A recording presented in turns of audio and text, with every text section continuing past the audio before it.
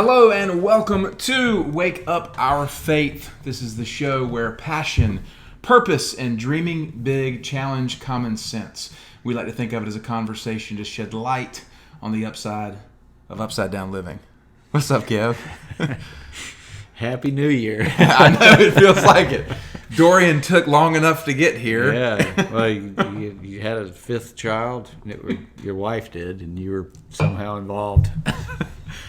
Then we moved, and then we moved my daughter, and then we had a hurricane skate by and put a little reminder into us, but thank God was not a big deal.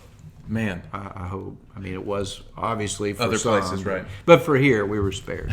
So it's been a crazy month. Yeah, it seems like all that to say.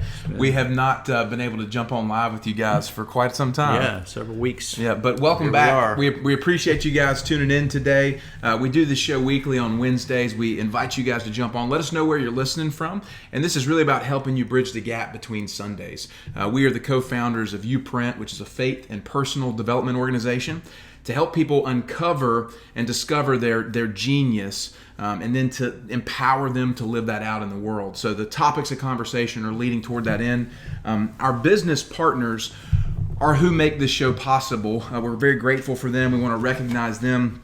One of those being Melissa, the coach. Melissa is a speaker and personal finance coach who helps people live intentionally by teaching them to manage money the way God intended. You can connect with her online at Melissa the Coach or melissathecoach@gmail.com. Also want to recognize Freeman Landscaping, the largest privately owned land and irrigation firm in southeastern North Carolina. 1992 is when they were founded, family owned and operated, residential and commercial landscaping irrigation. 910-796-1166 if you need to give them a call. So Kev, today, if you're driving around and you hear a weed eater to the side or a blower, it's probably Freeman. Freeman, that's right.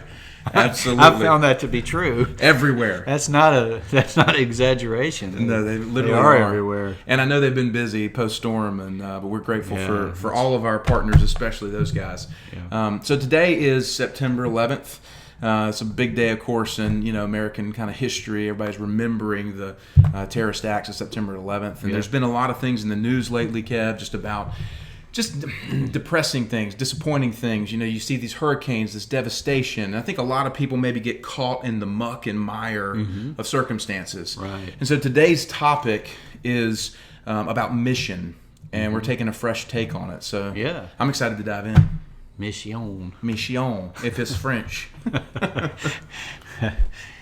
Well, I think the idea is, we had a brief discussion beforehand, and you were saying church idea is to live on a mission. Yeah, live on mission is kind of the language that we hear at church. Yeah, and what we're teaching is that you need to become the mission.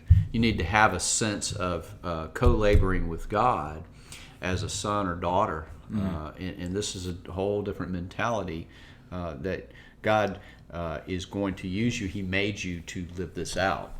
And it's not about throwing out church, but it's about saying, you know what, you don't need a mediator other than Jesus. So you have that, live that out, and then you can figure out where you need to go worship. So so that sense of mission helps you overcome the obstacles of fear. There's a whole lot in that. Yeah. But I think that's what we're talking about today. And tomorrow, Faith and Business, you're going to dig into the obstacles of fear. So we're touching on it a little bit today. 9/11 is a good context for that. Well, this idea of live on mission, it makes you feel like mission is something out there that maybe I get to do sometimes. Yeah. Live on mission means it's an activity that you're doing instead of someone that you are. Yeah. And so we're saying become the mission, live as a mission. That's right. And that's a big dynamic difference, and one that you can actually own. Right. And the thing that hits me is that when I think a lot of times you fall into the struggle or challenge of not believing that you have a mission. Right. So you actually pick up somebody else's. Yeah. And so if the church has a mission or this group has a mission, then I'll just live their mission. Yeah, exactly. And you have an individual mission and purpose to fulfill. Right. So step into that. Well, it's very much pastor led, which is actually not biblical. Sorry, guys. It's these things need to be apostle type leading with all of the parts working together as one. And so what we see is it is healthy, our elders and deacons and decision making process, but they've kind of become this thing where you've got a pastor that kind of makes all the decisions, and that's not scriptural. All right, so there's my theology. Let's get beyond that and just talk about being a created being that God made, because that's ultimately more important than what this person thinks or that their opinion or interpretation. So really what we can agree on is God is real. He created us. He's the potter, we're the clay, and our biggest job is to live that out. We are his idea. So you can't deny that. If you believe in him, he's smarter than us and more powerful than us. So in order to take that authority on, we have to understand how much he loves us and how good he truly is. And that gives us that relationship, right relationship, and then a sense of purpose and mission. And the mission's very specific. So, we call it a vacancy in history with your name on it. Mm-hmm. And it doesn't mean you need to go down here or go over there or listen to this person. You want to go get equipped and hear some good, encouraging things and worship in the community. That's all good. But it's become, a little bit off center. Yeah.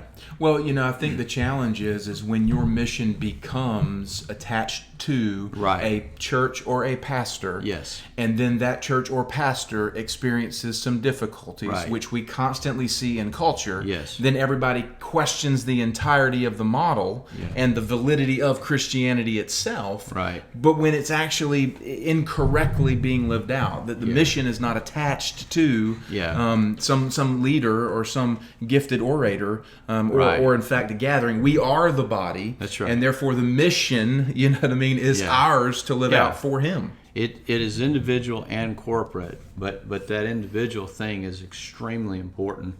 God took the time to make Bill Gates. He took the time to make you and us. And so we are equals in that sense that we are his. And it's not about what you have and all that kind of stuff. It's about living this thing out. There's your value.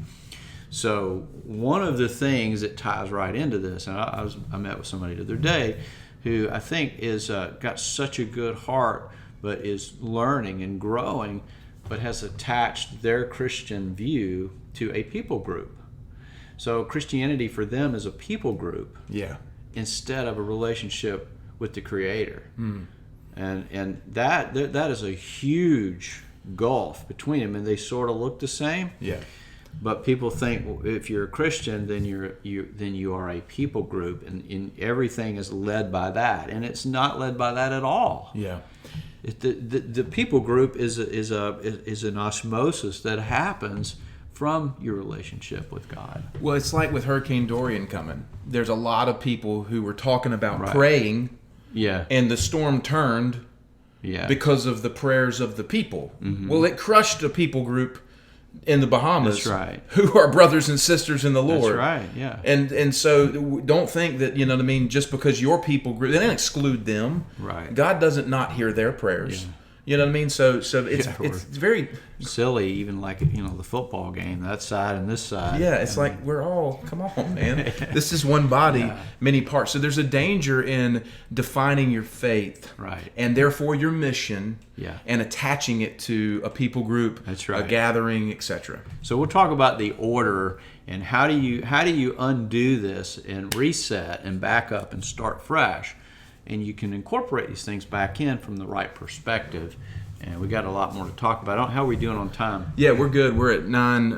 We're looking for the clock. We actually have one right here. Good. So I don't know if you can see it or not. I can barely see it. I'll give you the heads up. But okay. So we're going to about 5 minutes. Yeah, about 5 more minutes. All right. So in backing up from this thing that we sort of default to, from human nature, from living from the neck up. Yeah. Mind, will, emotions, determination, all these things. You take the role on yourself instead of glorifying God, allowing Him to live through you and yielding. Then if we want to undo all of that, what we need to do is go back to what's the most important thing for us in life. And we've got the greatest 2 commandments.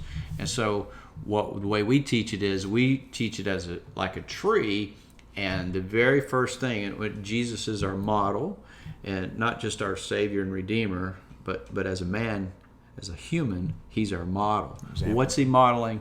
Sonship. Right. And that is not good behavior, although that comes along with it. Mm-hmm. So we have to see ourselves as sons and daughters of the living God. He's not our uncle, right, or our aunt or some cousin. Uncle God. Yeah, Uncle God. That's right. Yeah. He's Papa. Yeah, your inheritance doesn't come from your uncle. It comes from your father.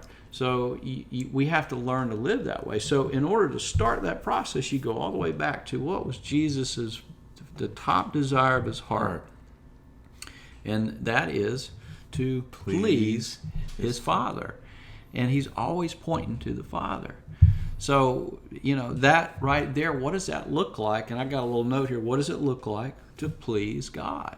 What does that look like in your life? Yeah. That's a great question to actually stop and ask. So I'm rewinding for context in my own self. As we're talking today about living and becoming a mission. Live as a mission. Not living on mission, live as a mission. Yeah, that's right. And so that happens when you step into your identity as a son or daughter. That's right. And the first and primary objective of our life here is to please God. Yes. And so now the question we're posing is, how do we begin to live that way? Yeah, so a lot of people live to serve God, mm-hmm. but God's not a slave owner. He's not a taskmaster.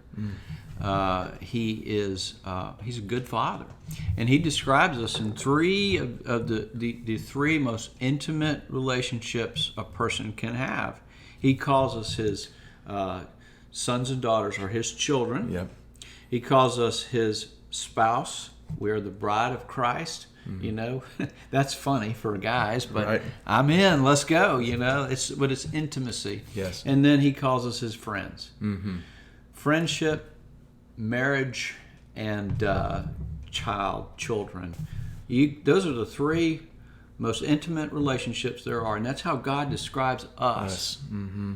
And so we can actually become the church and carry out the kingdom work.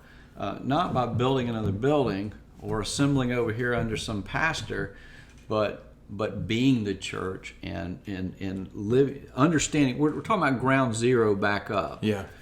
And so, how do you please God? That's more about affection in right relationship with a true Father. Yeah. And when we have children, one of the great blessings of having a child or having children is that you can begin to scratch the surface of how that feels. Mm-hmm. So you want to think of God in terms of Father and affection, not just praise Jesus and pray to Jesus and all that, but look at where Jesus is pointing, and He introduces us to His Father. We're adopted in. We get right behind Him. He's our big brother, and now we're sons with Him, and we have the same sense of mission. We get to be His hands and feet here while He's sitting at the right hand of the Father. Yeah. So it's powerful stuff, but it has nothing to do with what you're doing on Sunday. Yeah, and you have to see it right and then set the trajectory in the proper course, or you'll just live, outside of kind of the sonship model. Right. And so that's the kind of purpose. Well, people say,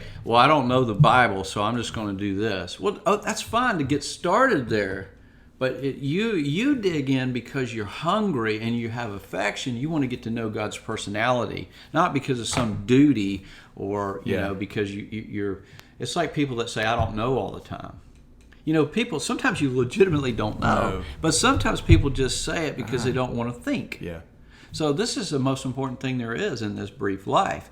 So step in, Yeah. make it yours, and then you can go worship wherever you want. Yeah, don't glaze over. I want to give a quick shout out. We got Julie Taylor, Melissa Thomas, Ryan Daly all saying good morning. Appreciate them jumping on. Appreciate everybody who's jumping on this morning. Yeah. One of the things, Kevin, my grandmother always said, we'll close out the segment with this.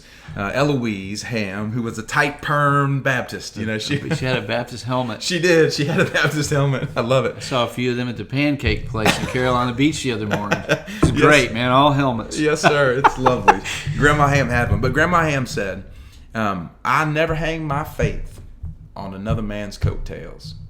And I love that because it was her own. Yeah. And it was her and the Father. And she wasn't necessarily concerned about another man's coattails. Yeah. And so I think that that's a great little mindset for us to take into the break when you're living not on mission, but becoming a mission. Yeah. It is your mission. He gave it to you. Step into that. You're the vessel. Yeah, begin to live it out. Yeah. Guys, all right. We're going to take a short break. Don't go anywhere. We'll be back for more right after this.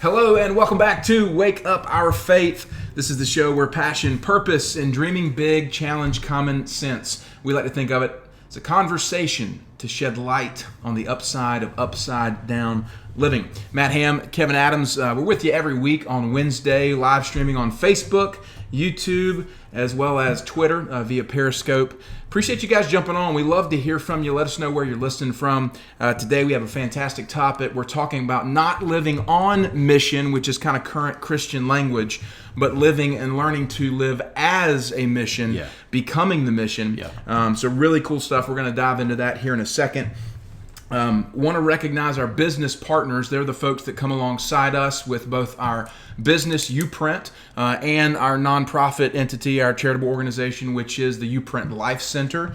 These folks are partners of ours. We want to recognize them. One of those being the Honeycutt Group. They're an insurance brokerage firm right here in Wilmington and in southeastern North Carolina. Family owned and operated for more than 10 years. Chad and his team are fantastic. If you have any insurance needs, home, auto, life insurance, whatever it might be, reach out to them, 910-338-1773. Also, Dr. Greg Veman of Seacoast Skin Surgery and his ministry, Everlasting Strength. You can find him on the web at everlastingstrength.org. You can call him at Seacoast Skin Surgery at 910-256-2100. So, Kev, as we dive in today, we've got some folks here with us. I appreciate everybody who's joining us. Talking about living as a mission or learning to live as a mission, making faith your own, and it starts with pleasing God. Yeah. And so how do we begin to step into that mindset of waking up each day with one desire of our heart, and that is to please the Father? Yeah. Well, the first thing is to recognize that this is a model that Jesus gave us. So, we look at him two ways. Essentially, he's a lot of things, but one is Redeemer, and we don't need to emulate that. We can't. He did it, so we could do this. But over here as a person, what is he modeling? And a lot of people get caught up in his good behavior, and that's great. The similitudes and the beatitudes and these things, they're perfect. They're beautiful, but those things come from a right heart. They don't come, you can't sustain that out of duty.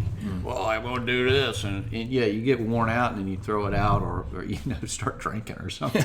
Well, that's why Paul said if you live by one, part of the law, then you're held to all of it. Exactly. And there's no way you can uphold it. So just take the new covenant. That's right. So, if you read Galatians, if you want to see what it looks like to overextend it through legalism. But But so we want to start to see right relationship with the Father the way Jesus was pointing, and how do you feel about how do you feel about Duke? Yeah.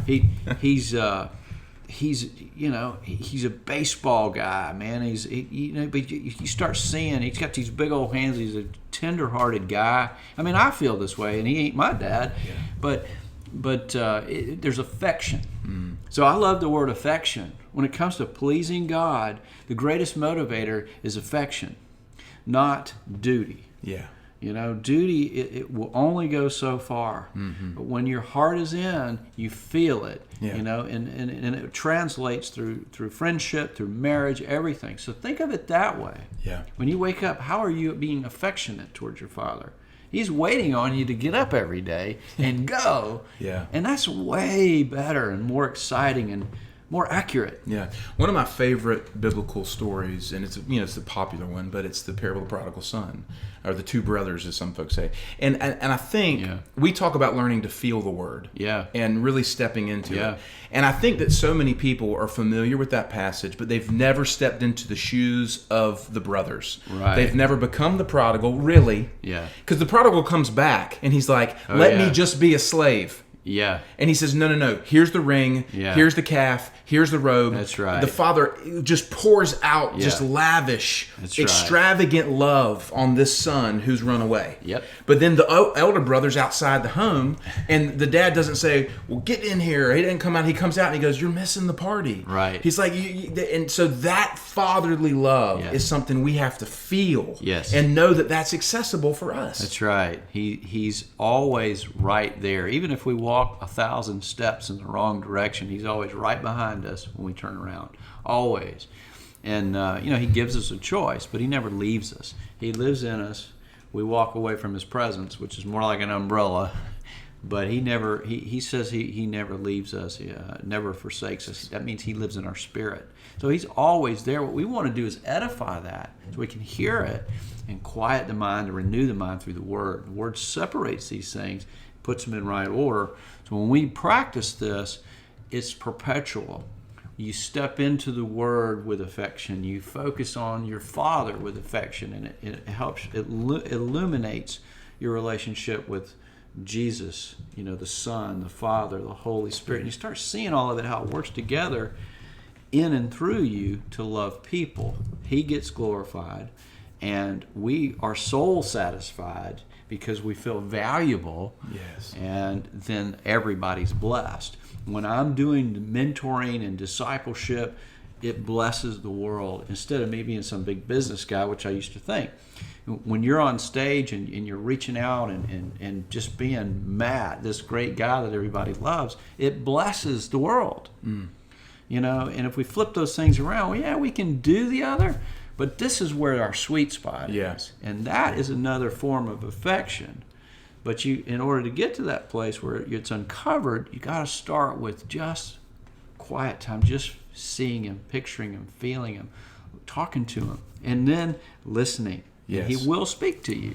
Yeah, and so in hearing from the Father and listening, that's right, carrying this thing out, if the first thing is recognizing him as a father, recognizing Jesus as the model, the follow-up piece to this is how we have to then live, and that's where it goes back into what you wrote about in The Extravagant Fool, is without faith, it is impossible to please God. Yeah. And so therefore, the mode of our everyday life, decisions, thoughts, affection, all that stuff has to come from a seated place of faith. Yeah, faith is the foundation for your relationship with God.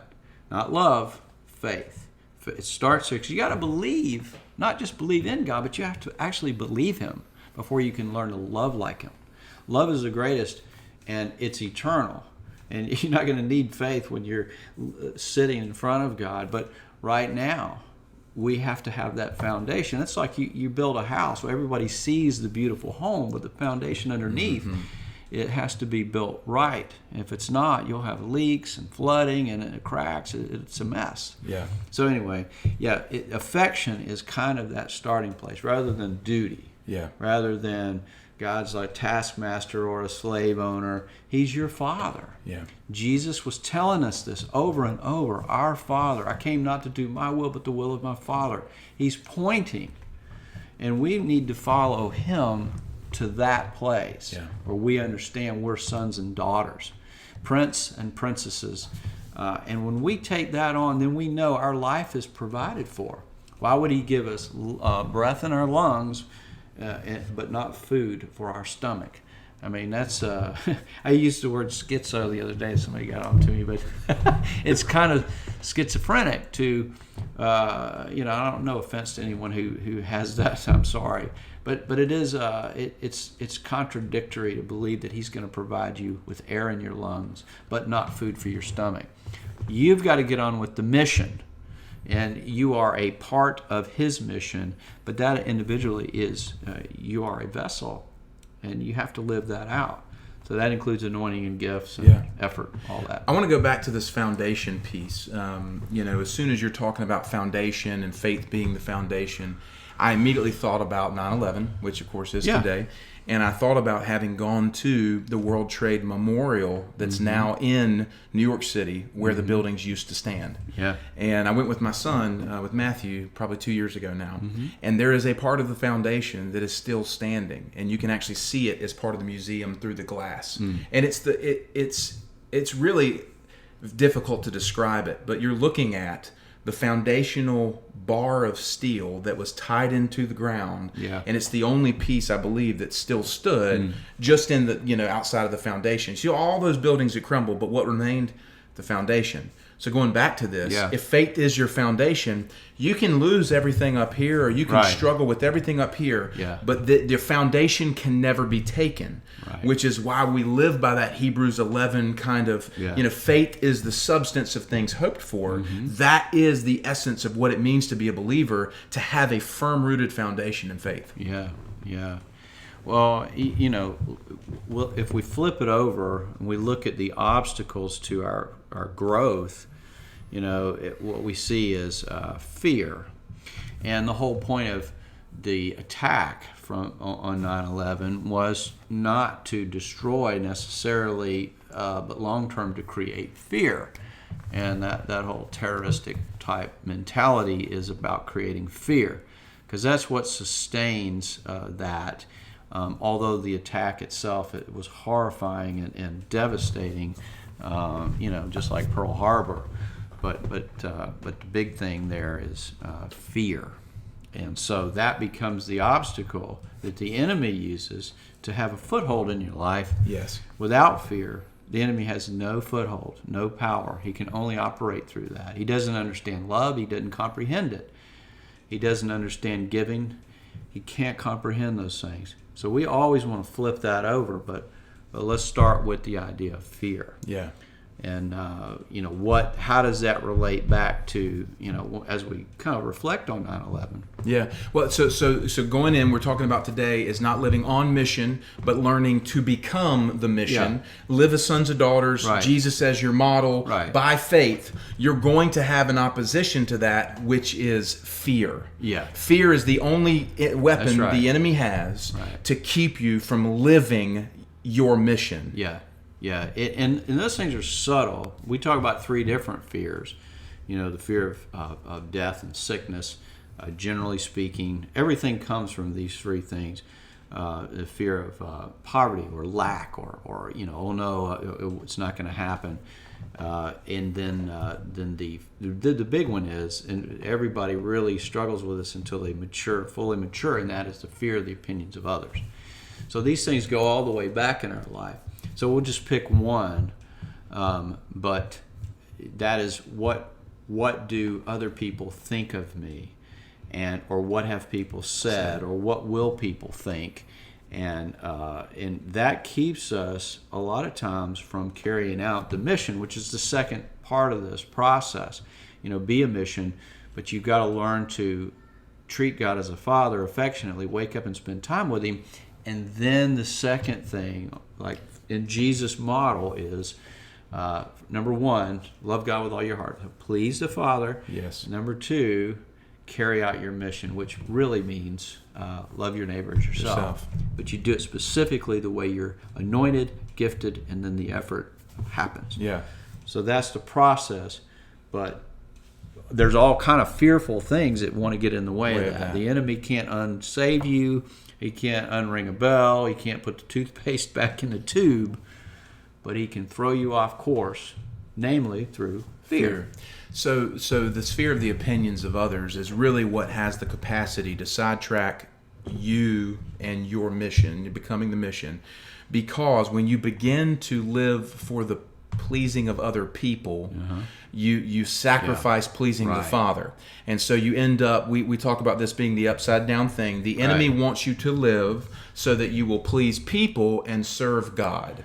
Yeah, and it sounds right to say I'm going to serve God. But what happens is when you aim strictly to serve God, then you end up trying to do it out of duty, and ultimately you end up trying to please people instead of the other way around. If you aim to please God and do that first and foremost, where you're feeling it, it's not up here, it's here, then you end up serving mankind, even when they treat you like crap. Yes. It doesn't matter, because your goal there is about pleasing Him, not them. Absolutely. And it will work. And that's exactly what we see in Jesus. Yeah. How could He do the things He did? How could He be treated that way and still love them? It's because it's in right order, right relationship. Man, this is, I know we're wrapping up this segment here. This is so powerful. And I just encourage folks to dive into this. We always want to invite folks in. We've got an incredible number of resources to really help unpack this in your own life and in your own circumstances and stories. One of those is the Portable Faith Community. This is the growing community that we're building, where we send out powerful thoughts each morning right to your device via text message. We ask folks to make a contribution to the nonprofit, and we use those funds to go and bless other people and carry out the work we do. You can connect with us to learn how to get plugged in there. What were we going to say? That'll soon be customizable to some degree, and we're getting ready to have a lot of new content. And so all of that, even though right now there's great stuff going out every morning, we're working on an even better version of this very shortly this year that will be ready. We want you guys to connect with us. You can email us info@youprint.life if you'd like more information. But also, too, Kevin, the one-to-one mentoring discipleship services that we have, want to invite folks into that. If you're walking through a specific situation, or you're hungry for wisdom about your genius or what it is, your mission, that's really what we can help you uncover. And so we just want to invite folks to step into that. Yeah, it's right there, and we try to take away all the arguments. If you're a hardship, we're here for you. If you can support it, then and even better. But even those who can pay and support this thing, you're getting it's like putting money in church, but your pastor will spend hours with you every week, and it's a good model. But the money that goes in, the support that goes in, actually goes in also, not just for you, but it helps other people who can't pay. So we're working on this from a broad spectrum. So there's a lot there. You're actually giving into something, not just getting a service. So I just want to make that point. Yeah, absolutely. And for folks who are hungry or curious or whatnot, let's just start with a phone call, and you can connect with us, and we'll go Call from there. Matt. Happy to talk to you. But guys, listen, we're going to take a short break. We'll be back for the second segment of the show, which is Faith in Business, right after this.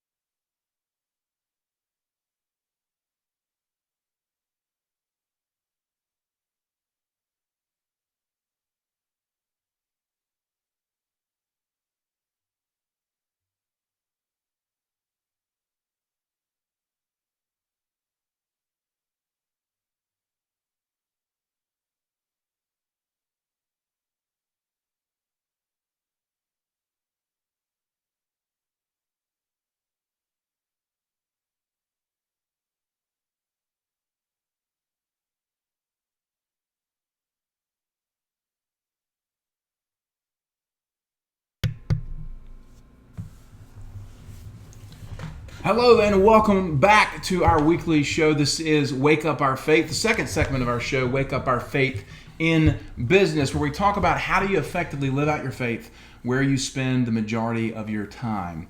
For most, that is in business. Matt Ham, Kevin Adams, we're the co-founders of YouPrint, a faith and personal development organization.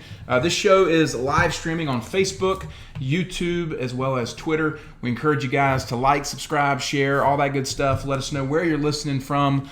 We love kind of hearing some feedback from you. And Kev, during the show, I actually just got a text from one of our friends, and I just wanted to read it as a way of a testimony, just because it's encouraging to hear from folks about how they're being served in and through the work. And so he sent it to me. It's for us. He said, "Good morning, Matt. Just wanted to say thank you. Thank you for setting me up with Kevin. Thank you guys for being role models. Thanks for your words of encouragement every day. Thank you for your bravery and the way you live out your faith in a way that makes no sense, but shows how truly faithful God is.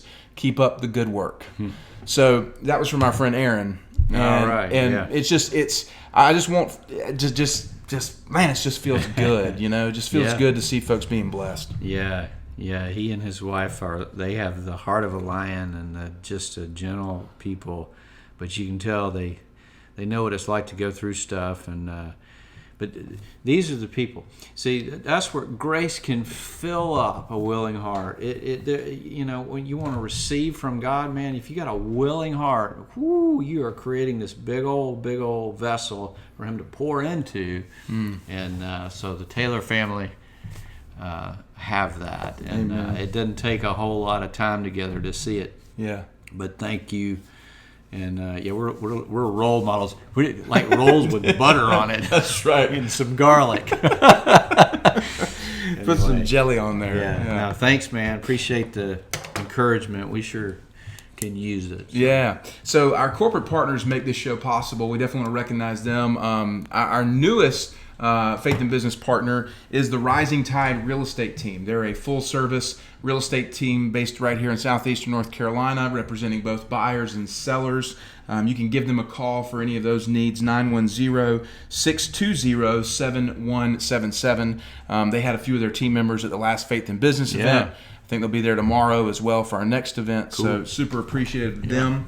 Also, too, our good friend Chris Riley at Fountain Financial Associates. They're in the business of giving clients and families a better life.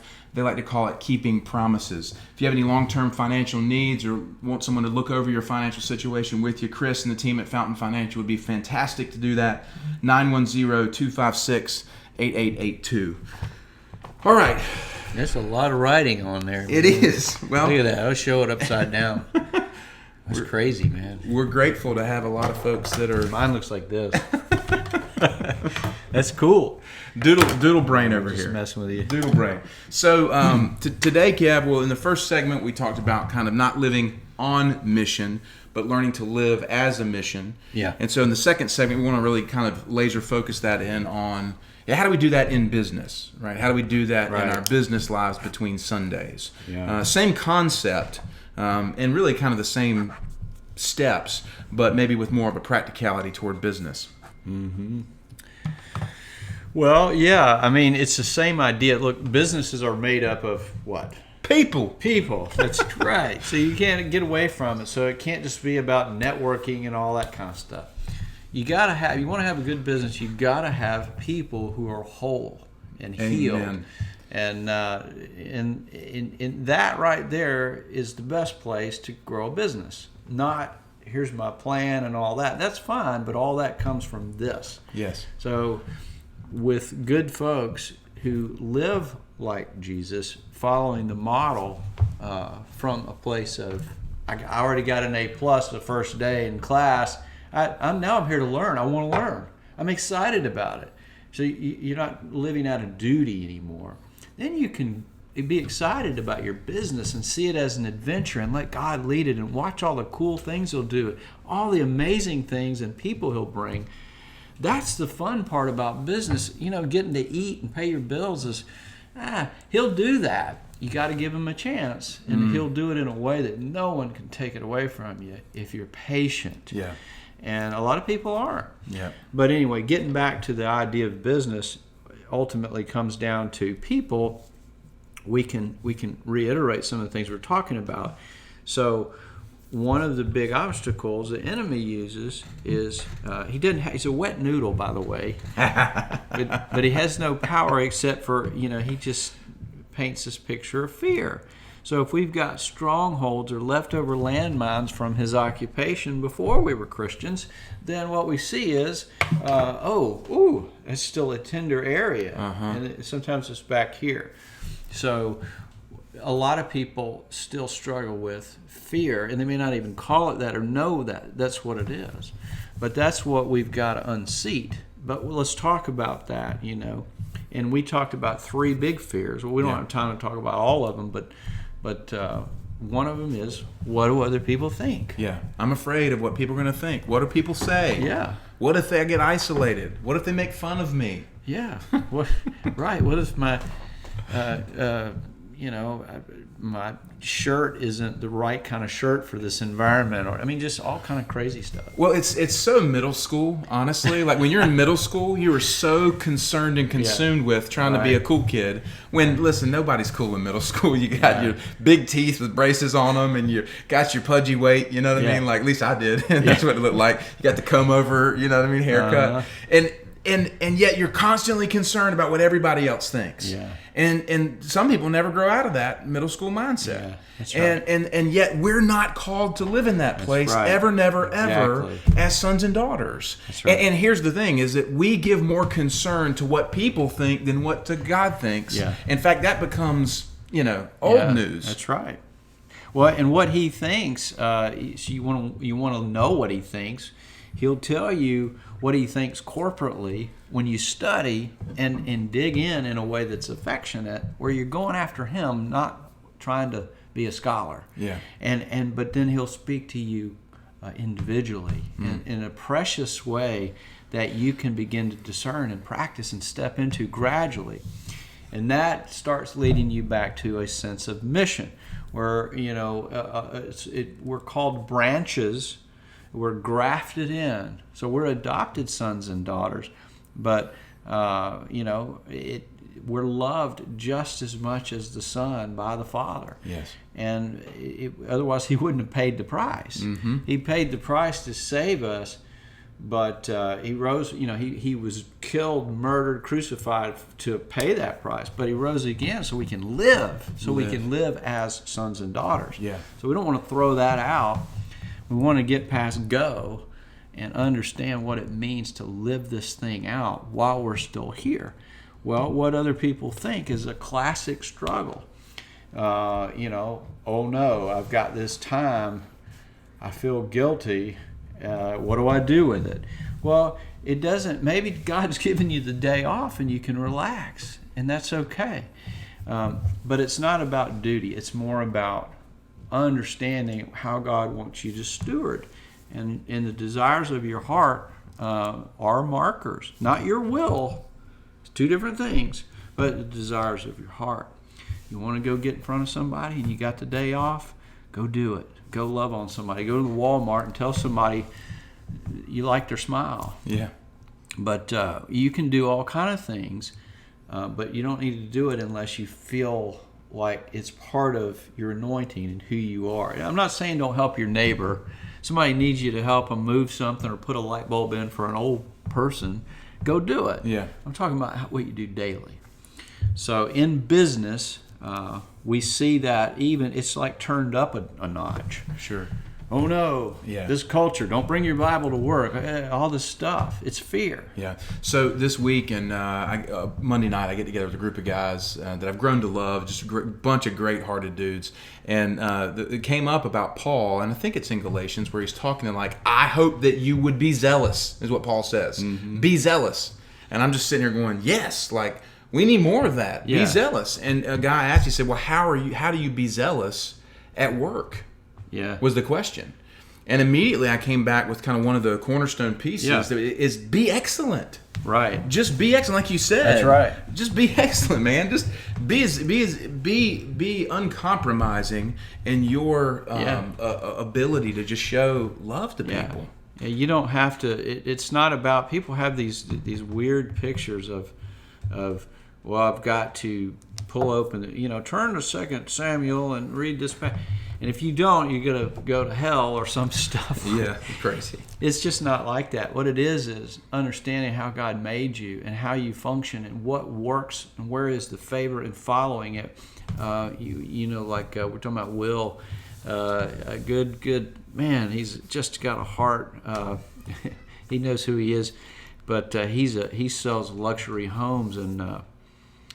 He's just, there's favor there. You can see it. So you want to understand and follow that favor. And if you're in a certain type of business and you hate it, you may need to look around a little bit and start planting another field. But if you love what you're doing and just want to grow into that, then obviously you want to understand where the favor is and be able to start following that gently. But it's already done in heaven. You have to live it out on earth, but you got to step into it by faith. So that the enemy wants to unseat that by putting thoughts in there. If you are the Son of God, like what he did with Jesus. If. So you got to stay away from that by focusing on the mission. Mm-hmm. And like we say, we call ourselves, we are a mission with a business. We have a business, but this is our mission. Yeah. And we happen to be tied together, equally yoked as partners, but you've got to start there and have that sense of mission, and then those things will begin to fall away. I want to say this about the mission concept, especially as it relates to church and business. This is faith in business. One of the things we say that we're about is tearing down the walls that we've built between faith and business. Yeah, that men have put there. Right. And one of the concepts is that your mission only exists in the church world. Like that's where the mission work happens. Yeah, you can't do this unless you come under a church, which we've heard from churches, by the way. Yeah, and so this is where the mission exists. Yeah. And then there's a more progressive thought process that says the church is, well, you need to live on mission where you work. Yeah. And that's like the better level. Yeah. But then you're saying, no, you are the mission everywhere you go. Yeah. And so I just need people, and I don't need them to, I want them to just hear and feel the truth of this, is that your life is a mission for the Father everywhere you go. That's right. It doesn't belong inside of the walls of church. It doesn't belong inside the walls of your business. It is who you are. Yeah. Period. Yeah. Step into that. Well, as walking along, hey, I live a block from the ocean. Now, you go back and you listen to these shows way back, and I've always said that was going to happen. Here we go. And it has happened. Now, I didn't make it happen. I didn't work hard. What I understand is a long, long lesson that God is better than we think He is. And Holly, my wife, and I get that. And so all we're doing is helping people. And of course, you get it, you and your wife. But if everybody can get a hold of this, then everything you step into that's from Him, no one can take it away from you. The refinement process is often painful, but when I was walking on the beach yesterday with Aaron and working through some mentoring things, and one of the questions I asked him, I said, think about this. We're walking on the beach. He's read my book and everything and gone back and realized our history. Now here we are. We're walking along the beach and just looking at what God created. I mean, if that's not wealth, heavenly wealth, then it doesn't get any better than that. Right. So the point is God has everything laid out for you. Our job is to uncover it. It's the glory of God to conceal a matter. It's the glory of a king to uncover it. We are kings and priests, so we need to live that out. Yeah. In our business is the greatest setting we can do that. Faith shows you who you are, because you got to look at God. And the business is a concept and an idea where you can live out who you are. Yeah. But fear, we're talking about 9/11 and all that. Fear is the sort of the chief offender or obstacle of otherwise healthy people living this out and having these thriving businesses. Yeah. Well, we've got one more segment here, and we'll talk about this idea of fear and how it, begins to constrain our genius, cut off our genius, and step beyond that, because that's certainly not what we were created to do, is live fragmented, half-hearted lives. Right. We're supposed to live in the fullness. That's what Jesus said, "I've come that you may have life and have it abundantly," or to the full. Yeah. And so that's what we're going to dive into the last right. segment here. Guys, this is Matt Ham, Kevin Adams. You're watching Faith in Business. We'll be back for more right after this.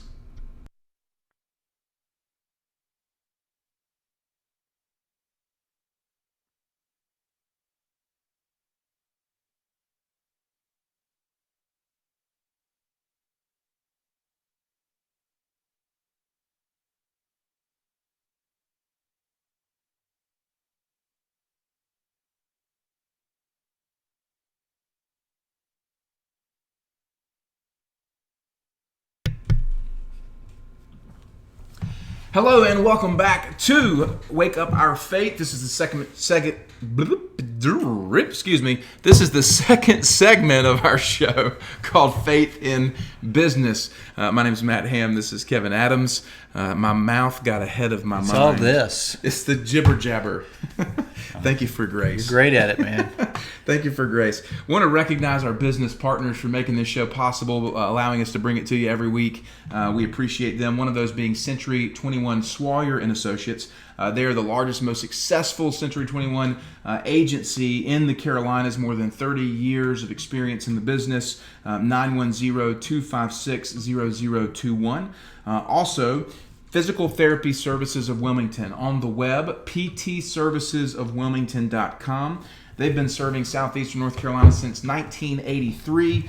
More than 100 years of experience in the clinic there. If you have any needs at all, give them a call, 910-763-8286.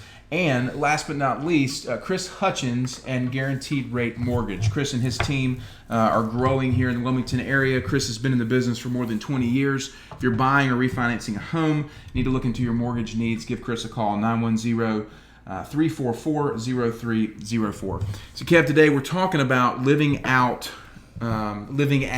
to live as a mission, like become the mission. You don't live on mission, you become the mission. For most folks, that's right. Where you spend the majority of your time. So your business is literally your mission and what you've been entrusted with. Right. But there is an obstacle that the enemy uses, or a weapon the enemy uses, and that is fear. Right. And so when people are constantly living by these fears, they cannot live and become the mission they were created to be. Yeah. Well, if you think of yourself as a branch, we're a vessel, we're a conduit. We don't produce fruit. Women don't produce children.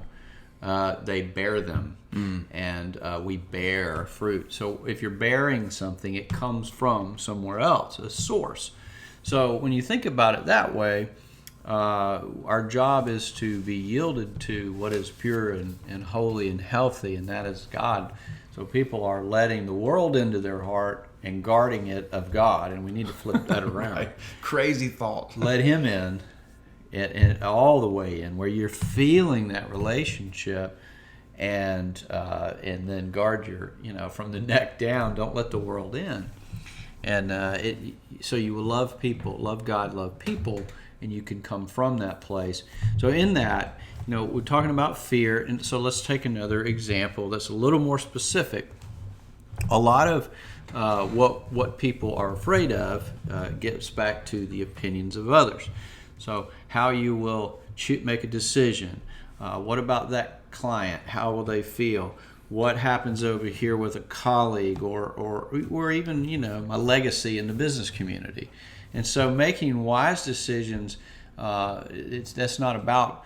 There's a difference between good stewardship and worry, and living from, oh no, I can't do this, I can't do that, and actually turning that around and saying, here's what we're going to do, here's what God is doing, and changing the focus so that it's positive and encouraging and forward-thinking and raising your expectations of God. Because people are going to come along and say, you can't do that. I mean, how many times have we heard that? And we hear it too now, especially from the churchy world, but we'll leave that alone. So here's the nugget, I guess. So when you experience God, which we are experiencing God through this, there is favor on what we're doing. and our reputation's growing. We're not having to kill ourselves. We're having to actually slow down a little bit, especially you, because he's doing it. He's putting us in the right place at the right time with the right people, and it's unbelievable, but it's very believable. So one of the things when you feel that and you have a great experience, what happens? We need to celebrate that, because the enemy will come along right away and try to steal it from you. You get baptized, he's going to come and take it. We did Crazy for the City. Boom. We had a couple of negative, weird comments from people. Mostly it was fantastic, but we had a few, and it was like, where is this coming from? So over and over, what we've learned is you celebrate when God gives you a victory. You jump right on that. And when the enemy gives you a fear about something, when you start feeling that, oh no, imagining the future is bad, then you go the opposite way. I'm not saying recklessly, but if the enemy's saying don't help that person, then guess what? You might better go ahead and help them. Now you got to dig in and begin to feel his presence and edify your spirit. But people outside of your experience with God, when you're truly experiencing, they cannot. Put it this way: people cannot judge your experience with God by their inexperience of it. Now think about that. If they haven't experienced it, they have no right to make any kind of a judgment about it. And people can look at my book all day long and say, well, that didn't happen. Well, I'm walking on the beach. It did happen over and over and over again. So, and there's even a major publisher that said, we back this up. My point isn't to argue that. It's to say that remember that the inexperience of other people, they're coming from that place. So have grace. You can be joyful about it, but draw your line and say, that's fine. Glad you believe what you do. I'm going this way. You want to come? Come on. It brings to mind something that actually happened this week. And this is, I know a lot of folks, this might make them uncomfortable, but this speaks directly to what you're saying. And this is something I've had to learn and something I've had to grow comfortable with. I had a dream about a specific person, and I really felt like the Lord was saying, you need to call them and share this with them. I want to encourage them through you. So they gave me a picture of this person. And in the dream, this person was pregnant. And I just felt like what the Lord was saying is that the Lord has something for you that you're pregnant with, and it's coming. But there's going to be some pain and adversity. Don't lose heart. Keep going. He's bringing something through this. Right now, I know this person very, very little. I had one interaction with them a while back. But I called them and left them a voicemail maybe 2 months ago. Never heard back. Well, they called back yesterday. And I felt that thing of like, I don't know them that well. And you know what I mean? It's kind of weird. I'm calling and saying I had a dream about you and all this kind of stuff. But stepping beyond the fear, saying I know what the Father said to me. And I blessed them with it. And I could tell that they were really taken back by it. And they said, I've never had anybody ever do that to me or for me. And I said, well, listen, press into it with the Lord and let Him reveal it in time. But it was a momentary recognition of how good God really is when you don't let the mind, above the neck stuff guide the path. That's right. Well, it's really important for people to grab hold of this, that it's not some cultural mantra, only God can judge me, no one can judge me. Now stop all that. There is only one judge, but at the same time, every decision we make is a form of judgment. So there's, you can't just throw that word around like that.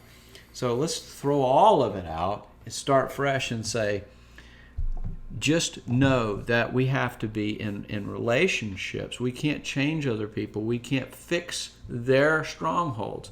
So we want to be free of our own, and then we can navigate with the power and authority of God in our life for mission. But the enemy will throw rocks, and part of those rocks can be painful when someone says you can't do that, or or it's a criticism. Criticism is, it can be pretty painful, and so what I'm saying is, what we're saying is, remember that someone who has not experienced God in the way that you have, doesn't have the right to make a judgment about your experience from their inexperience of it. Yeah, I love that, man. And so hold on to that when you start feeling that, and keep going forward. You're not there to beat them up either. You either join them in their stress and give them power over you and authority, or you will lead them by example out of their stress. Oh, man. That's your choices. And business is the greatest context to do that, because you're leading people and people groups, and not just employees, but customers, clients, your community. They're all seeing God glorified through your excellence. That is so phenomenal when you tap into the reality of having a genuine experience with God, but then letting someone else who's not yours inexperience rob you of that experience, and then you enter into their stress. Yeah. Man, what a picture. That is crazy. Well, we see it in Scripture. We see people condemning Jesus for healing on the Sabbath. Right. And it's ridiculous. But if he's our model instead of them, and we don't need to. It's not throwing them out. It's going, oh my gosh, okay, I hear you, bless your heart. But really meaning that and moving forward anyway. You don't let that put a hook in you. Yes. They're not God. They're his creation. Mm-hmm. And they don't bless their hearts because they don't know. I know some people read my book and they go, man, that's hard. Well, I prayed for a deep, meaty book that would change lives, not some famous book, but one that would actually change lives. And but you've got to grow into being able to absorb that. Well, it works the same way. So we have grace, but remember, you've got a mission. Yes, you've got fruit to bear, and you don't need anything taking that away from you, or in fear and judgment from other people of their inexperience, just because they've never experienced it. There's no water, no weight. Yeah, and, I think as we look at kind of, we got a few minutes here. Yeah. As we kind of tidy up and wrap up the show thoughts today, is that I hope that people will pause with this for a moment and just realize that God created you, like you said in the first segment, with a vacancy in history to fill. And that is a mission that you get to become. Mm-hmm. And it doesn't have to be attached to anything else. And it is completely free of the opinions of what people think about it. It's about what God says by it. Yeah. And if you are courageous enough to faithfully step into that, it will change the world. It will. Period. Absolutely. End of story every time. Because he's working through you. Because you're not in the way anymore, and neither is anyone else. You are a solid conduit for heaven on earth. We're not trying to get more earth into heaven. That's not why we're here. Amen. And we're in him. Jesus is at the right hand of the Father. We're in him. He's in us. It's a one-way street. He's pouring into us for the world. He's not trying to get more earth into heaven. Yeah, I love it. But business is this beautiful idea that comes from God.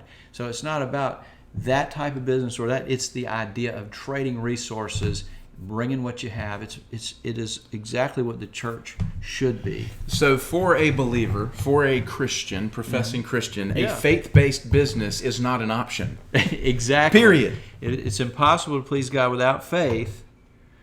That's a blanket statement. That means put in business on the end of that. Is it still true? Of course it's still true. Yet you can't please him without faith in everything, because faith is the foundation of everything.